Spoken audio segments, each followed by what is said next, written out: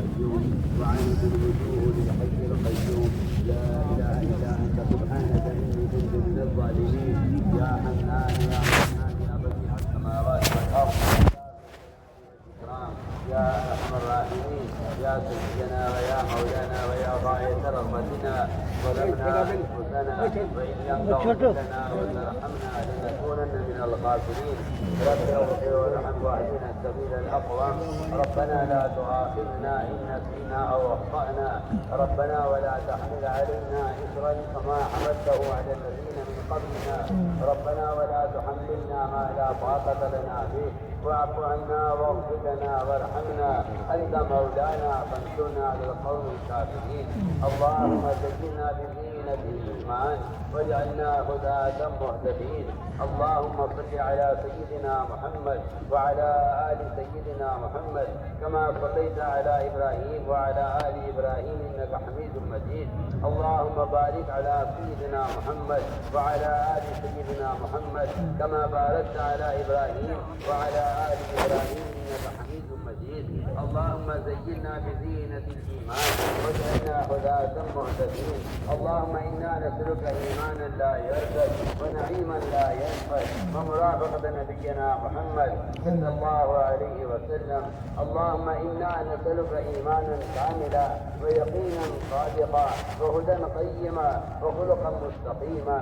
اللهم انا نسألك من خير ما سألك من نبيك سيدنا محمد صلى الله عليه وسلم ونعوذ بك من شر ما استعاذك من نبيك سيدنا محمد صلى الله عليه وسلم.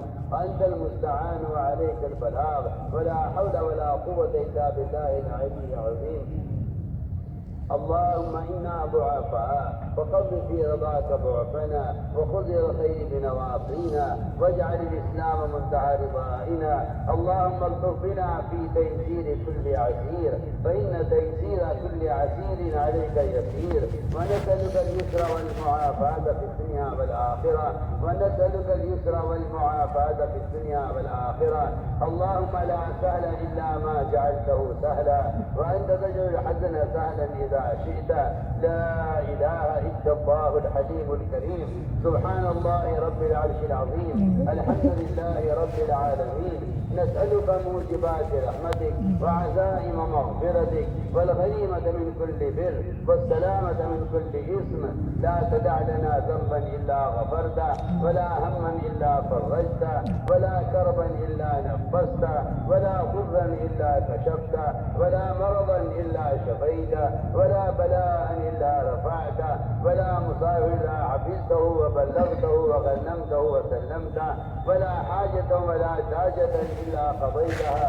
يا أرحم الراحمين يا أرحم الراحمين يا أرحم الراحمين.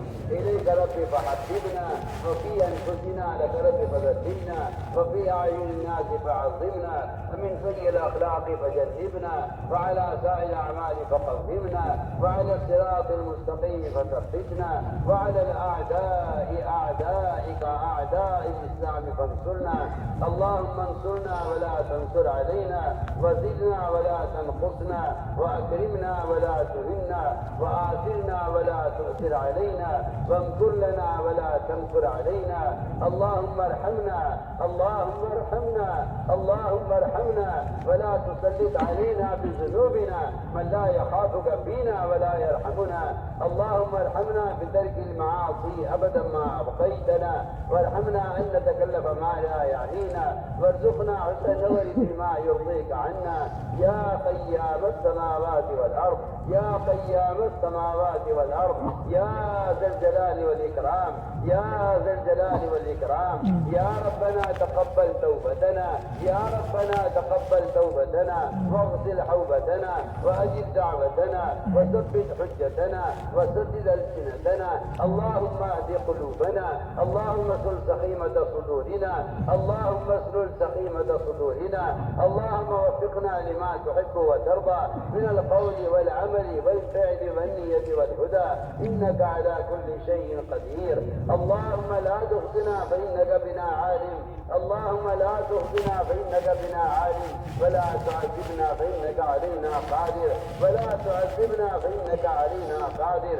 اللهم إنا نشكو إليك ضعف قوتنا وقلة حيلتنا وهوانا على الناس يا رب المستضعفين. إلى من تكلنا؟ إلى عدو يتجهمنا أم إلى قريب ملكته أمورنا؟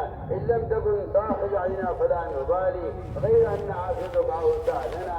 نعوذ بنور وجهك الكريم الذي أضاءت له السماوات وأشرقت له الظلمات وتلوى عليه أمر الدنيا والآخرة، أن تعد علينا غضبك أو تزد علينا سخطك. ولك العتبى حتى ترضى، ولك العتبى حتى ترضى، ولك العتبى حتى ترضى.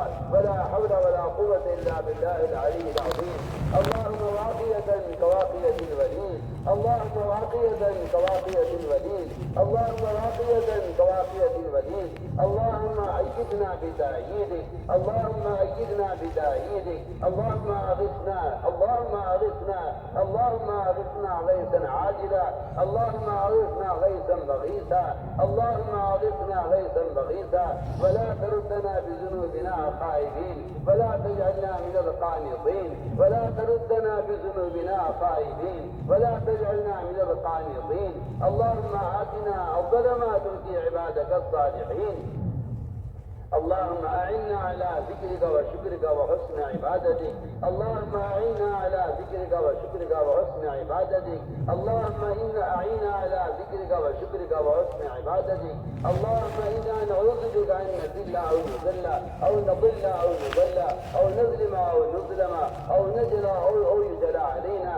يا ربنا تقبل توبتنا، يا ربنا تقبل توبتنا واغفر حوبتنا وأجب دعوتنا وثبت حجتنا. اللهم ثبت حجتنا، اللهم ثبت حجتنا وسدد ألسنتنا. اللهم اهد قلوبنا، اللهم اسلل سخيمة صدورنا، اللهم اسلل سخيمة صدورنا. اللهم احفظنا المسلمين، اللهم احفظنا المسلمين من بين أيدينا ومن خلفنا وعن أيماننا وعن شمائلنا ومن فوقنا، ونعوذ بعلمك أن نغتال من تحتنا. رضينا بالله ربا، رضينا بالله ربا، رضينا بالله ربا وبالإسلام دينا وبسيدنا محمد صلى الله عليه وسلم رسولا ونبيا. اللهم اجعلنا دعاة إليك وإلى رسولك، اللهم اجعلنا دعاة إليك وإلى رسولك، اللهم اجعلنا دعاة إليك وإلى رسولك. اللهم اجعلنا من الذين يجاهدون في سبيلك. اللهم أيدنا بتأييدك. اللهم أغثنا، اللهم أغثنا ولا تجعلنا من القانطين، ولا تردنا بذنوبنا خائبين.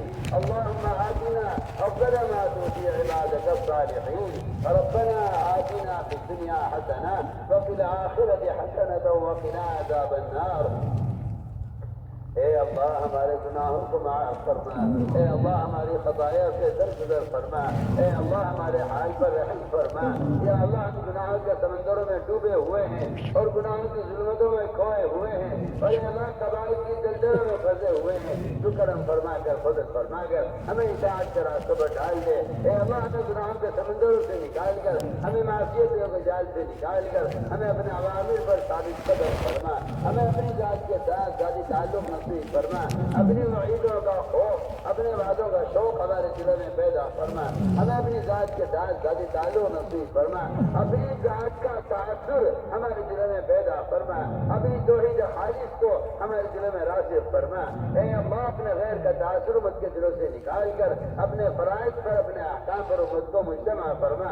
اے اللہ ایمان کا کمال ہمارے دلوں میں پیدا فرما، اے اللہ ایمان کا کمال ہمارے دلوں میں پیدا فرما۔ عالمی سطح پر امت مسلمہ کے دلوں سے اپنے غیر کا تاثر نکال کر اے اللہ کی توحید خالص کو امت کے دلوں میں راسخ فرما۔ اے اللہ اپنا تاثر امت کے دلوں میں پیدا فرما، اپنی وعیدوں کا خوف، اپنے وعدوں کا شوق اور اس کی امیدیں امت کے دلوں میں پیدا فرما۔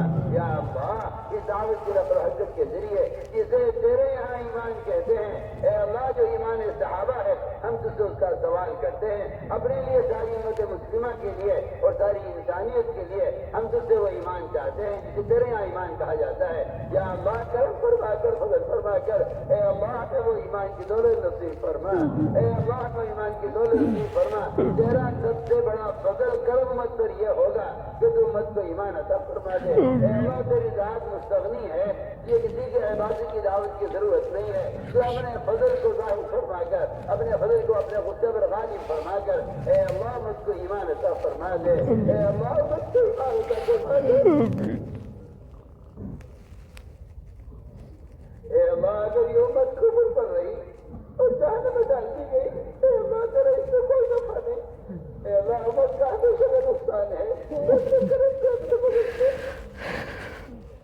امت سے اپنے اے اللہ نگاہ غضب کو ہٹا کر اے اللہ امت کے حال پر رحم فرما دے، اے اللہ امت کے حال پر رحم فرما دے، اے اللہ امت کے حال پر رحم فرما دے، امت کے ہمیشہ کے لیے نگاہ غضب کو ہٹا کر اے اللہ امت کو نگاہ کرم فرما کر اے اللہ امت کو ایمان کامل عطا فرما دے، اے اللہ امت کو ایمان کامل عطا فرما دے۔ اس دعوت کی نسبت پر جو نقل و حرکت ہو رہی ہے جو اس کے ذریعے سارے عالم سے کفر بدعات کو ختم فرما دے،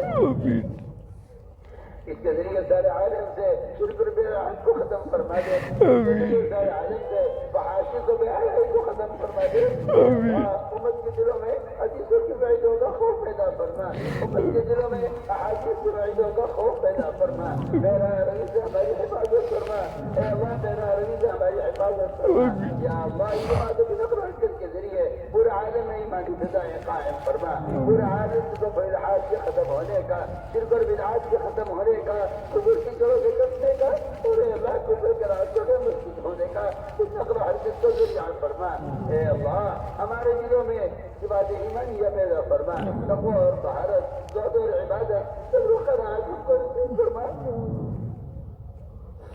اے اللہ اس کام کے ذریعے پورے عالم میں دینی فضائیں قائم فرما، یہ جماعتیں کی رستے سے گزر جائیں، یا اللہ وہاں ایمانی فضائیں قائم فرما، وہاں دینی مدارس قائم فرما، وہاں دینی فضائیں قائم فرما، پورے عالم کو بڑے الحاد کے سمٹنے کا، شکر بدعات کے ختم ہونے کا، اے اللہ ان جماعتوں کی نقل و حرکت کو ذریعہ فرما، امت کو اس دعوت کے فریضے پر مجتمع فرما، امت کو اس دعوت کے فریضے پر مجتمع فرما، ایک ایک پر امت کے دل میں دین کے مٹنے کا سچا غم پیدا فرما، یا اللہ ایک ایک پر امت کے دل میں دین کے مٹنے کا سچا غم پیدا فرما، اے اللہ امت کی صلاحیتوں کو دین پر لگا دے، یا اللہ امت کی صلاحیتوں کو شادیوں سے کوششوں سے اور اے اللہ دنیا جہان